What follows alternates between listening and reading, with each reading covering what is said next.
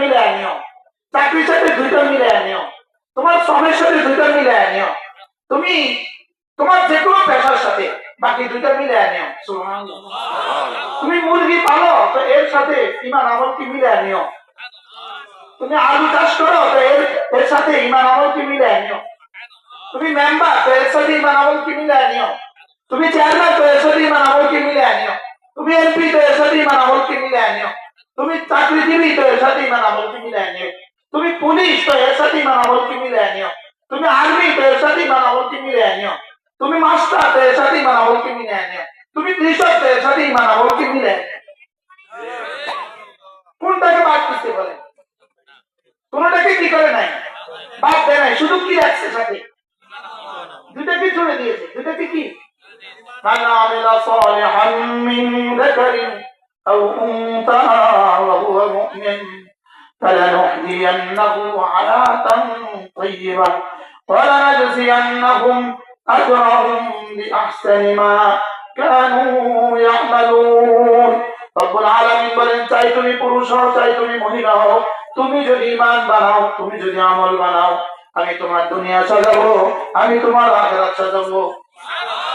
এজন্য যার আখিরাত সুন্দর তার দুনিয়াও সুন্দর, যার আখিরাত সুন্দর তার দুনিয়াও সুন্দর। আখিরাত সুন্দর হইলেই দুনিয়াও সুন্দর হয়, আর দুনিয়া সুন্দর হইলেই আখিরাত সুন্দর হয় না। এরকম বহু দুনিয়া সুন্দর বলা মাইকা গেছে গা, কি বলছি বলে? বহু দুনিয়া সুন্দর বলা কি হয়েছে বলে? মাইকা গেছে, শুধু ভাগে নাই। এখন যখন মাঝে মাঝে কলিকাতার বাজারে যায়, কাঁচা বাজারে, তো কোনো বাঙালি দেখে তো টাকা হয়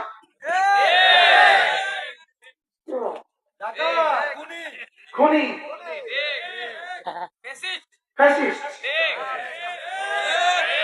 আচ্ছা, এদের দুনিয়াটা কেমন সুন্দর ছিল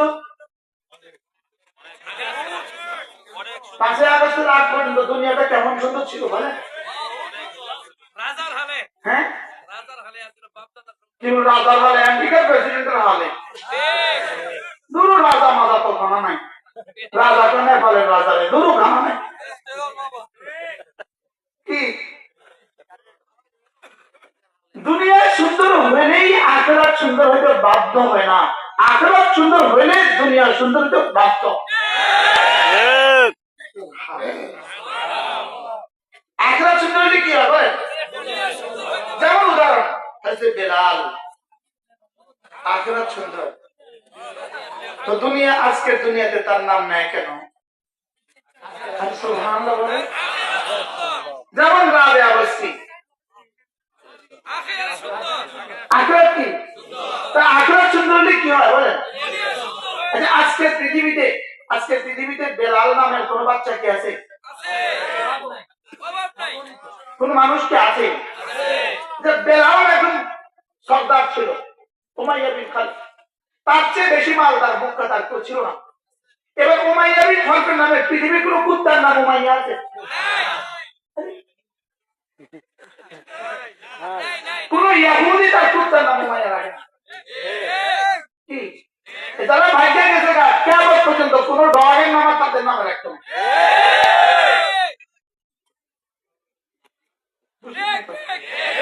অথচ কি পরিমাণ সম্পদশালী, 832 ভরি স্বর্ণ। আরে শুধু দুইটা ট্রেজারিতে পাওয়া গেছে 832 ভরি, আরো কত রয়ে গেছে আল্লাহ জানে। কি ভাই, তাহলে আমরা কি বুঝলাম? দুনিয়া সুন্দর হইলেই আখিরাত সুন্দর হয় না।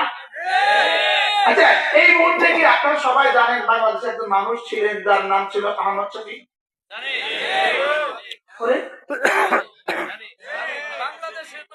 আচ্ছা, ইনশাআল্লাহ আগামী 1000 বছর পরেও কি বাংলাদেশের মানুষ তার নাম জানবে? ইনশাআল্লাহ কিয়ামত পর্যন্ত জানবে কি না বলে? জানবে। দুনিয়া খুব সুন্দর ছিল না আখিরাত সুন্দর ছিল? আখিরাত। এজন্য দুনিয়া সুন্দর হয়ে গেছে। সুবহানাল্লাহ, এটা অসুর, এটা মূল নীতি। আখিরাত সুন্দর হইলেই দুনিয়াও সুন্দর। সুবহানাল্লাহ বলেন। দুনিয়া সুন্দর হইলেই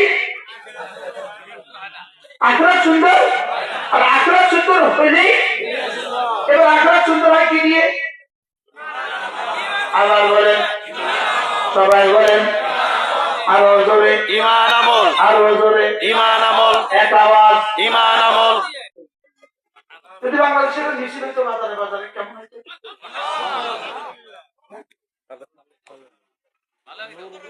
এটা মিছিল হয় কোনোদিন? হ্যাঁ, ওরা মিছিল দেয় খন্তি মার্কায় দিলে ভোট শান্তি পাবে দেশের লোক। খন্তি খন্তি, আমি বলি ঈমান আমল বানালে লোক শান্তি পাবে দেশের লোক। এরা 12টার সময় এভাবে ওয়াজ করতে হয় যেন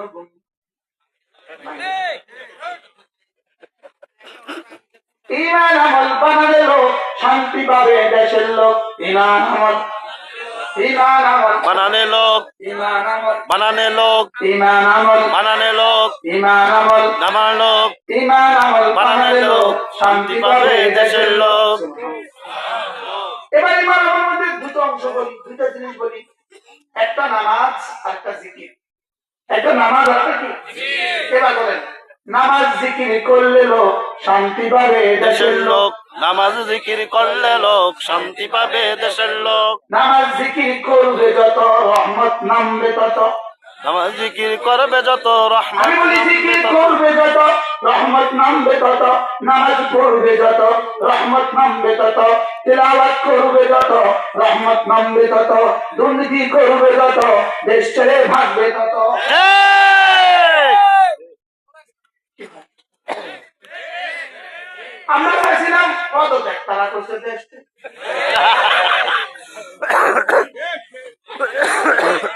আমরা চাইছি কি, তারা করছে কি? তারা কেটা কইছিল দেশ ত্যাগ করার লেগে? আমরা কইছিলাম, তারা চাইছিলাম কি? তারা করছে কি?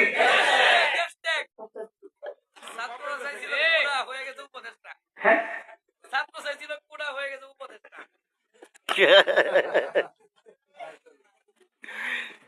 এই যে নাই বলি বন্ধু জিকির করবে যত রহমত নামবে তত।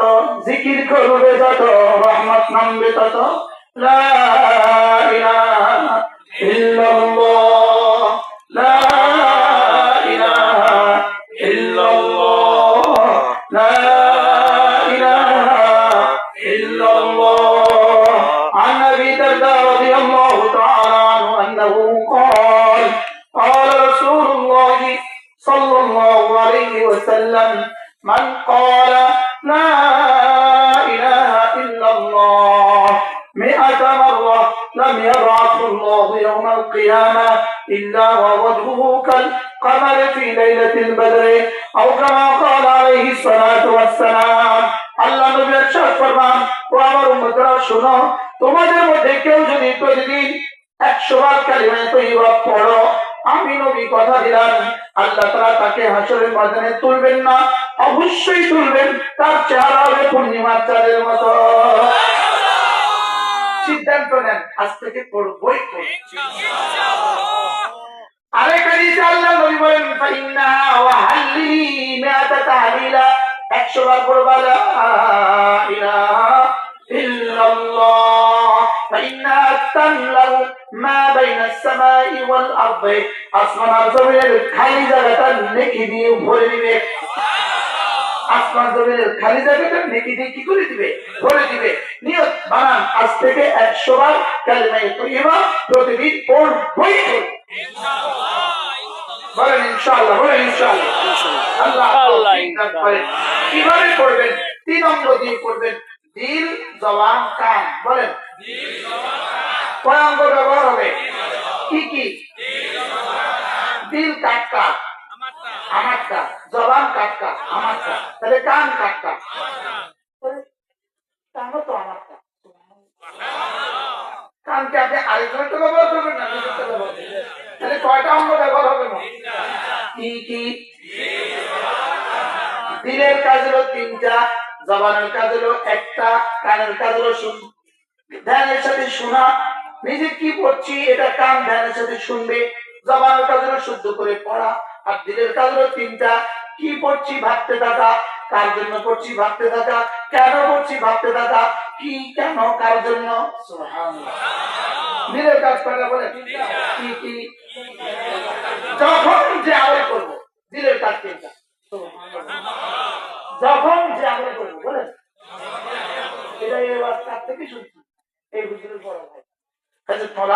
নুল আমি জমির কাছ থেকে শুনি। যখন যে আমল করবো দিলের কাজ তিনটা, সেজদা দিলের কাজ তিনটা, রুকু দিলের কাজ তিনটা, তাশাহুদ দিলের কাজ তিনটা, সূরা ফাতিহা দিলের কাজ তিনটা। দিলের কাজ কয়টা বলেন? কি কি? একটু পরে দেখবো আমি কি করছি, কি করছি, কি পড়ছি। 2 নম্বরে দেখবো কার জন্য করছি। 3 নম্বরে দেখবো কেন করছি, কি কেন কার জন্য বলেন। লা ইলাহা ইল্লাল্লাহ, ওই তিনটা ভাবতে ভাবতে কি কেন কার জন্য। লা ইলাহা ইল্লাল্লাহ, কেন? আল্লাহ আপনার ভালোবাসায়, আপনার রহমতের আশায়, আপনার আযাবের ভয়ে। সুবহানাল্লাহ, আপনার ভালোবাসায়, আপনার রহমতের আশায়, আপনার আযাবের ভয়ে। তাহলে কেন করবো আমরা বলেন? আল্লাহর ভালোবাসায় বলেন, আল্লাহর রহমতের আশায়, আল্লাহর আযাবের ভয়ে। তো নামাজ কেন পড়বো? না উত্তর দিতে হবে। আল্লাহর ভালোবাসায়, আল্লাহর রহমতের আশায়, আল্লাহর আযাবের ভয়ে। রোজা কেন রাখবো? আল্লাহর ভালোবাসায়, আল্লাহর রহমতের আশায়, আল্লাহর আযাবের ভয়ে। যাকাত কেন দিব? আল্লাহর ভালোবাসায়, আল্লাহর রহমতের আশায়, আল্লাহর আযাবের ভয়ে। তাবলীগে কেন যাব? আল্লাহর ভালোবাসায়, আল্লাহর রহমত। মাদ্রাসায় ছাত্র কেন দিব? মাদ্রাসায় কেন পড়াবো? জীবনের প্রত্যেকটা প্রশ্নের উত্তর আপনি ঠিক করতে হবে। আমি এই কাজটা কেন করছি, আমি নামাজটা কেন করছি, আমি রোজাটা কেন রাখছি, আমি ছেলেকে মাদ্রাসা কেন দিচ্ছি, আমি মেয়েকে মাদ্রাসা কেন দিচ্ছি, আমি তাবলীগে কেন যাচ্ছি, আমি সাদাকা কেন দিচ্ছি। কি উত্তর কি দিব বলেন? আল্লাহ আপনার ভালোবাসায় বলেন, আল্লাহ আপনার ভালোবাসায়। 2 নম্বর আপনার রহমতের আশায়, আপনার আযাবের ভয়ে। এই তিনটা যার ঈমান আমলের যদ্দুর হবে তার আমলের দাম তদ্দুর হবে। এজন্য রহমতুল্লাহ বলতেন প্রত্যেক নামাজের প্রত্যেকটা রকমে একবার করে কমপক্ষে এই তিনটা কথাকে মনে মনে জাগ্রত করা। মনে মনে কি করা? আমাদের অলিপুরি দামাত তারা কাতম বলেন এই তিনটা আমাদের মধ্যে আছে, তবে ঘুমিয়ে গেছে। আসলে না, তবে কি ঘুমায় গেছে গা। এই মাঝে মাঝে ঘুমন্ত ব্যক্তির জায়গায় কি করে জায়গা, মাঝে মাঝে তবলিগে গিয়া কোন আল্লাহর মসজিদে গিয়া, কোন আল্লাহর মসজিদে গিয়া গেলে এগুলো জায়গা। এখন একটু যাচ্ছে মনে হয় না? 1% যাচ্ছে।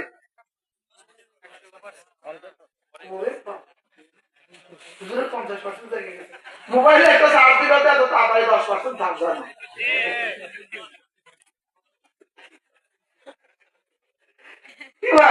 এটাকে জায়গা জায়গা জাগানো জাগানো আল্লাহর ভালোবাসায়, আল্লাহর ভালোবাসায়। 2 নম্বর আল্লাহর রহমতের আশায়, 3 নম্বর আল্লাহ তাআলার আযাবের ভয়ে। লা ইলাহা ইল্লাল্লাহ, লা ইলাহা ইল্লাল্লাহ, লা ইলাহা ইল্লাল্লাহ। এভাবে ভেবে ভেবে ইনশাআল্লাহ দিনে 100 বার রাতে 100 বলেন ইনশাআল্লাহ।